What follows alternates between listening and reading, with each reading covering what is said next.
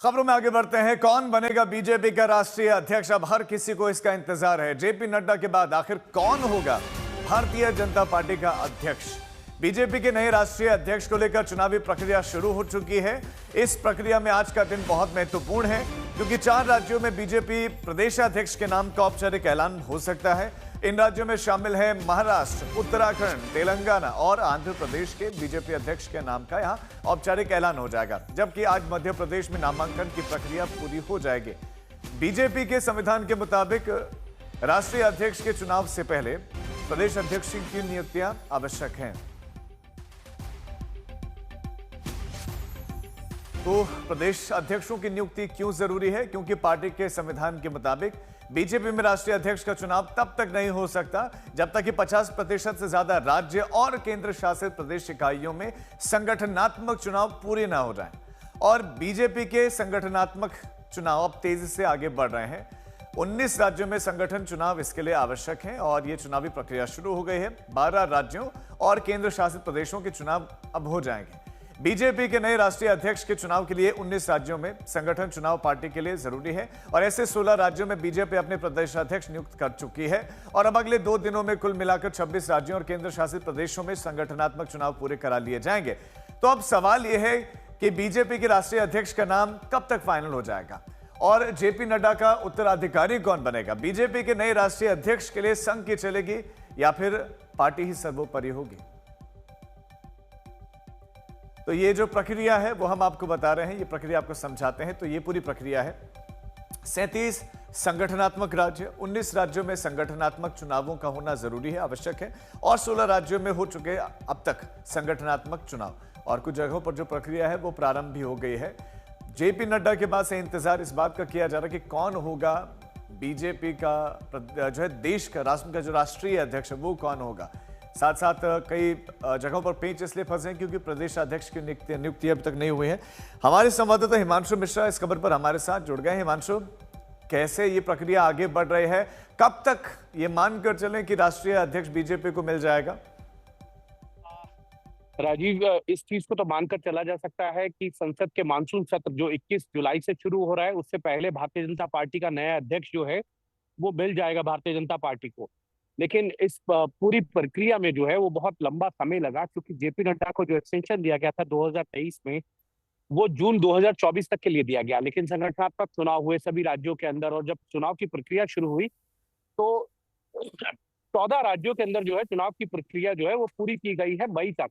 लेकिन उसके बाद जब पार्टी आलाकमान को लगा कि अब देरी हो रही है, संघ के साथ बातचीत का क्रम जो है वो जारी रहा और अब कल जो है 6 राज्यों के अंदर जो है चुनावी प्रक्रिया को पूरा किया गया, यानी 20 राज्यों के अंदर जो है चुनावी प्रक्रिया पूरी हो चुकी है। प्रदेश अध्यक्ष का चुनाव हो चुका है। आज और कल के अंदर जो है 6 राज्यों के अंदर और जो है संगठनात्मक चुनावों की प्रक्रिया पूरी हो जाएगी। प्रदेश अध्यक्ष का चुनाव पूरा हो जाएगा और ये माना जा सकता है कि लगातार पार्टी की तरफ से ये कोशिश है कि जेपी नड्डा का जो उत्तराधिकारी होगा वो पार्टी को और ज्यादा मजबूत करे, जो सरकार, संगठन और सरकार को साथ लेके चल सके। संघ के साथ बातचीत का क्रम जारी है। हमने भी कई बार संघ और पार्टी के अंदर जब ये सवाल पूछा तो उन्होंने कहा सब सही समय आने पर जो है राष्ट्रीय अध्यक्ष का चुनाव हो जाएगा, इसमें किसी को चिंता की कोई बात नहीं है। ठीक है हिमांशु, आप बने रहे हमारे साथ। आपके पास हम लौटते हैं, मध्य प्रदेश का रुख करते हैं। हमारे साथ हमारे संवाददाता रविश पाल सिंह जुड़ गए हैं। और रविश, क्योंकि नामांकन प्रक्रिया शुरू जो है पर हो चुकी है, तो किसके चांसेस मध्य प्रदेश में, किसकी चर्चाएं चल रहे हैं, कौन बनेगा प्रदेशाध्यक्ष? देखिए हिमांशु, जो नामांकन की प्रक्रिया है वो दोपहर 4:30 बजे शुरू होगी। 2 घंटे का समय दिया गया है। 4:30 बजे से 6:30 बजे तक ये नामांकन की प्रक्रिया होगी। लेकिन जो जानकारी आज तक को मिल रही है उसके मुताबिक ये तय माना जा रहा है कि सिर्फ एक ही शख्स जो है उनका नामांकन भरवाया जाएगा। सिर्फ एक ही नामांकन आज दाखिल कराया जाएगा ताकि वो निर्विरोध बीजेपी के अगले प्रदेश अध्यक्ष चुने जाए।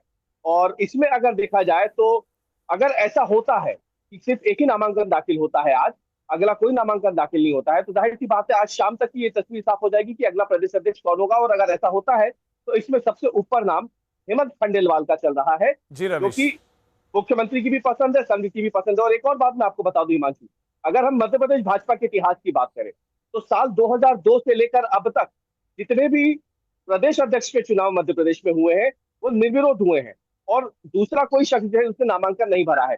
तो इसीलिए इस बात की प्रबल संभावना है कि आज भी सिर्फ एक ही नामांकन दाखिल कराया ठीक है जाएगा रवीश। और उसी को निर्विरोध प्रदेश अध्यक्ष चुना जाएगा। ठीक है रवीश, शुक्रिया आपका इस तमाम जानकारी के लिए। तो किन किन प्रदेशों पर निगाहें बने हुए जल्दी से आपको हम स्क्रीन पर बता भी देते हैं। तो बीजेपी के राष्ट्रीय अध्यक्ष का चुना जाना है और उससे पहले जो संगठनात्मक चुनाव है वो भी चल रहे हैं। कई प्रदेशों पर निगाहें, इनमें से जो है बीजेपी राष्ट्रीय अध्यक्ष से पहले इन राज्यों पर निगाहें। इसमें सबसे पहले ऊपर उत्तराखंड के बाद से उत्तर प्रदेश पर निगाहें हैं, मध्य प्रदेश में निगाहें जहां दोपहर में जो है नामांकन की जो प्रक्रिया वो शुरू होगी। इसके साथ साथ गुजरात पर निगाहें, महाराष्ट्र है इसमें, कर्नाटक इसमें है, तेलंगाना इसमें है और आंध्र प्रदेश है। तो ये वो राज्य हैं जहां पर चुनाव होने हैं और इन पर निगाहें। इसके साथ साथ कुछ और राज्य भी हैं जिन पर सबकी निगाहें हैं।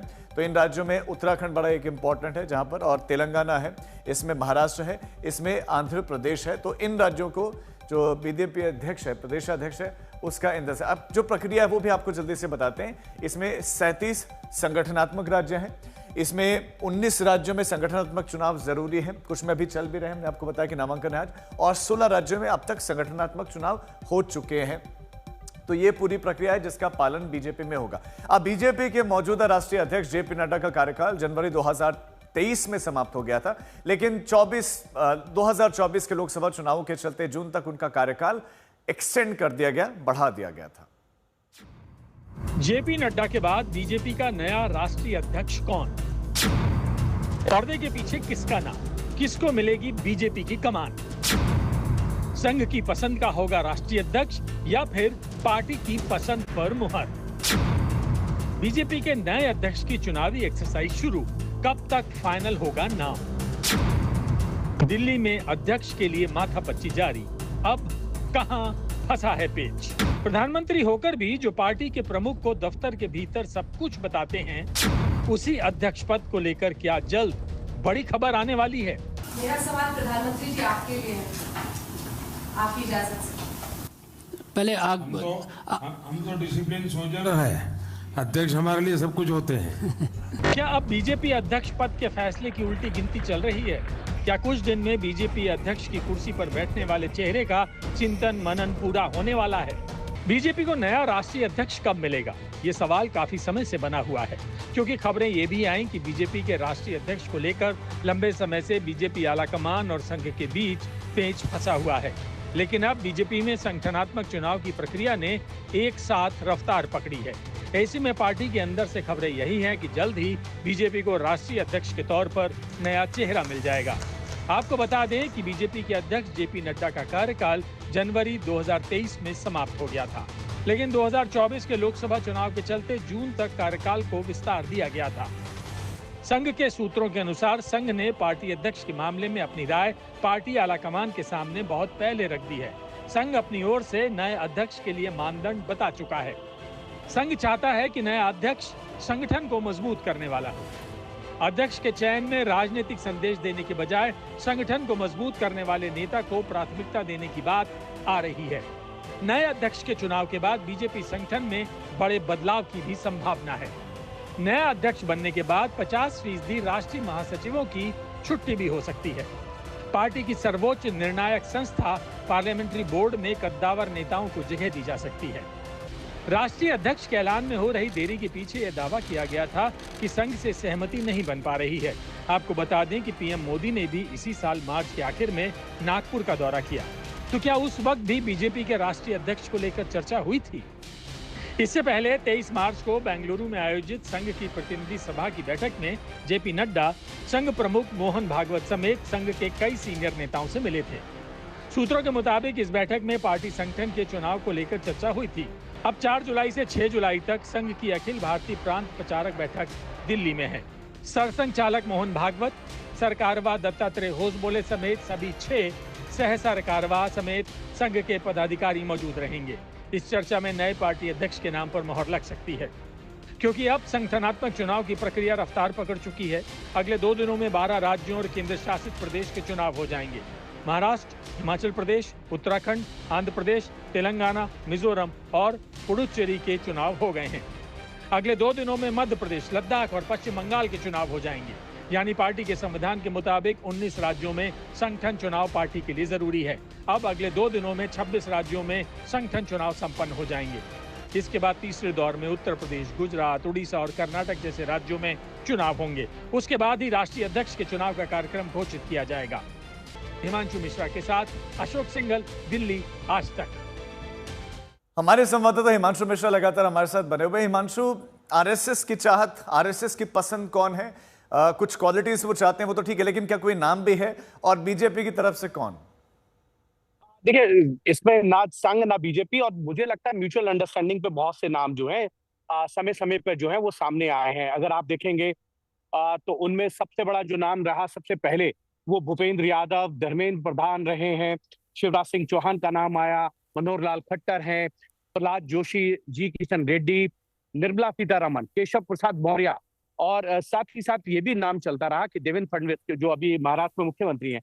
तो तमाम इन नामों पर चर्चा है, क्योंकि जातिगत समीकरणों के साथ साथ भारतीय जनता पार्टी जो है वो क्षेत्रीय समीकरणों को साधना चाहती है, और वो ये चाहेगी कि जो भी राष्ट्रीय अध्यक्ष बने, जो पार्टी की आज की परफॉर्मेंस है उसको और आगे जाके लेकर जाए और संगठनात्मक दृष्टि से पार्टी को मजबूत करे, और पार्टी और सरकार मिलकर एक साथ काम करे। और वहां पर एक चीज बड़ी इंपॉर्टेंट ये है कि संघ की बातों को सुना जाए और उनका इम्प्लीमेंटेशन जो है वो पार्टी के अंदर भी हो, और सरकार के अंदर जो है सुझावों के तौर पर देखे, उनका इम्प्लीमेंटेशन जो है सरकार के जो कार्यप्रणाली है उसमें भी कराने की कोशिश पार्टी अध्यक्ष के तौर पे की जाए। तो तमाम इस तरीके के समीकरणों को साधने की कोशिश जो है संघ और भारतीय जनता पार्टी का नेतृत्व करता रहा है, और इसीलिए मुझे लगता है चर्चाओं का दौर इतना हो गया कि 1 साल से ज्यादा का समय हो गया है भारतीय जनता पार्टी को अपने राष्ट्रीय अध्यक्ष का चुनाव करने में।